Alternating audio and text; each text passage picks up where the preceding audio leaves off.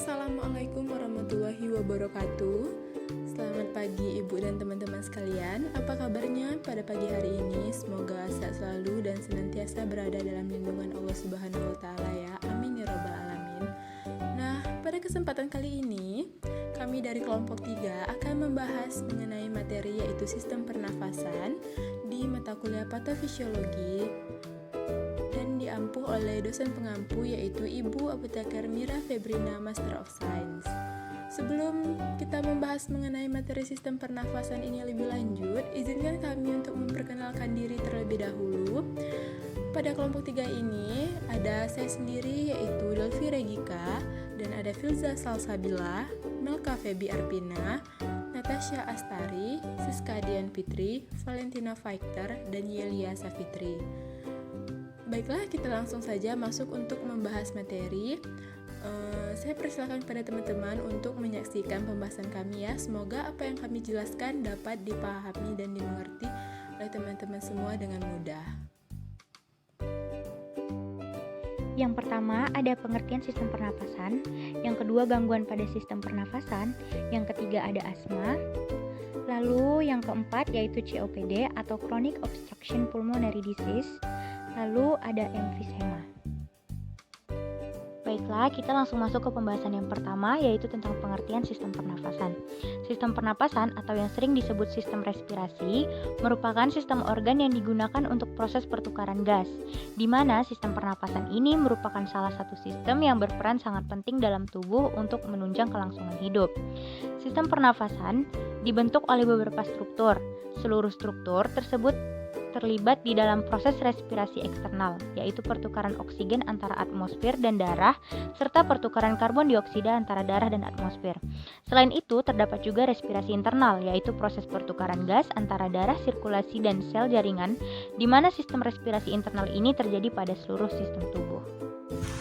Nah, asma bronkial dapat diklasifikasikan menjadi 3. Yang pertama ekstrinsik, yang kedua intrinsik, yang ketiga asma gabungan.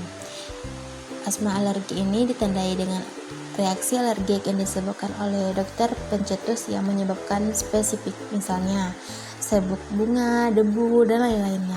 Sedangkan asma non-alergik ditandai dengan adanya reaksi non-alergik yang bereaksi pada pencetus yang tidak spesifik. Lalu asma gabungan ini yang bentuknya adalah umum, mempunyai gabungan reaksi alergik dan non-alergik. Lalu asma ini satu gangguan yang kompleks dari bronkial yang dikarakteristikkan oleh periode bronkospasme atau kontraksi spasme yang lama pada jalan nafas. Lalu ada gangguan sistem pernapasan. Yang pertama, kelainan atau gangguan penyakit saluran pernapasan, yaitu ada penyempitan saluran pernapasan akibat asma atau bronkitis, sinusitis. Sinusitis adalah radang pada rongga hidung bagian atas. Rinitis adalah gangguan radang pada hidung, pembekakan kelenjar limfa pada sekitar tekak dan hidung yang mempersempit jalan nafas.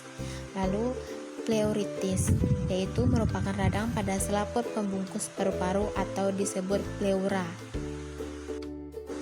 Gangguan sistem pernapasan yang kedua yaitu kelainan penyakit dinding alveolus, pneumonia bakteri.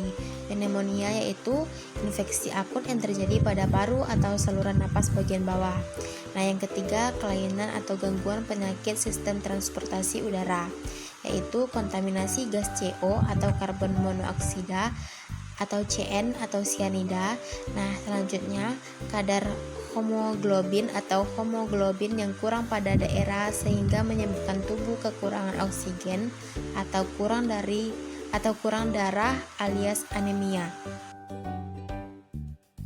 Nah, jadi diobati dengan apa? Pengobatannya itu dengan obat seperti beta agonis atau beta adrenik agen. Ada yang kedua metil salis atau bronchodilator, ada antikolinergik, kortikosteroid, dan mast cell inhibitor atau lewat inhalasi. Tindakan spesifiknya itu tergantung dari penyakit si pasien masing-masing ini. Seperti ada juga nih oksigen 4-6 liter per menit, agonis B2, inhalasi nebulizer atau pemberiannya dapat diulang setiap 30 menit sampai 1 jam sekali. Pemberian agonisit B2 mg ini atau terbulaten 0,2 mg dalam larutan dextro 5. Ada beberapa tingkatan pada penderita asma, yaitu yang pertama itu ada tingkatan 1, yang kedua tingkatan 2, lalu tingkat ketiga, lalu tingkat 4, lalu tingkat 5. Nah, yang selanjutnya itu COPD atau PPOK yang sering digunakan yaitu Chronic Obstruction Pulmonary Disease. Dia sekelompok penyakit paru-paru yang berlangsung lama dan ditandai oleh peningkatan resistensi terhadap aliran udara sebagai gambaran patofisiologi utamanya. PPOK atau PPO diklasifikasikan menjadi 3, yaitu yang pertama asma, yang kedua bronkitis kronik, yang ketiga emfisema. Yang pertama, asma. Asma ini dikarakteristikkan oleh konstruksi yang dapat pulih dari otot halus bronsial, hipersekresi mukosa, dan inflamasi mukosa serta edema. Nah, yang kedua, bronkitis kronik. Bronkitis kronik ini merupakan inflamasi luas jalan napas dengan penyempitan atau hambatan jalan napas dan peningkatan produksi spuntum mukoid yang menyebabkan ketidakcocokan ventilasi perfusi dan menyebabkan sianosis. Lalu yang ketiga, emfisema. Emfisema ini bentuk paling berat dari PPOM, dikarakteristikkan oleh inflamasi berulang yang melukai dan akhirnya merusak dinding alveolar yang menyebabkan banyak bleb atau bula yaitu ruang udara, kolaps bronkius pada ekspirasi jebakan udara. Nah, lalu ada emfisema yang mana kelainan anatomik paru yang ditandai oleh pelebaran secara abnormal saluran napas bagian distal bronchus terminalis.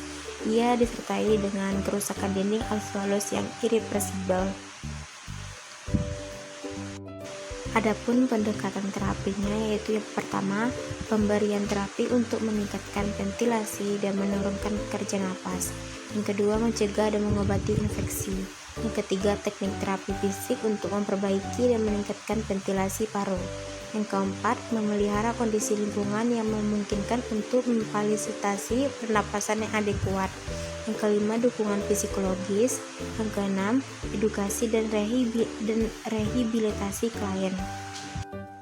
Nah, adapun jenis-jenis obat yang diberikan untuk penyakit ini, yang pertama yaitu ada bronchodilator, yang kedua terapi aerosol, yang ketiga terapi infeksi, yang keempat kortikosteroid, dan yang kelima oksigenasi.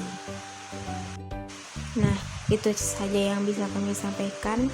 Lebih dan kurang kami minta maaf. Wassalamualaikum warahmatullahi wabarakatuh.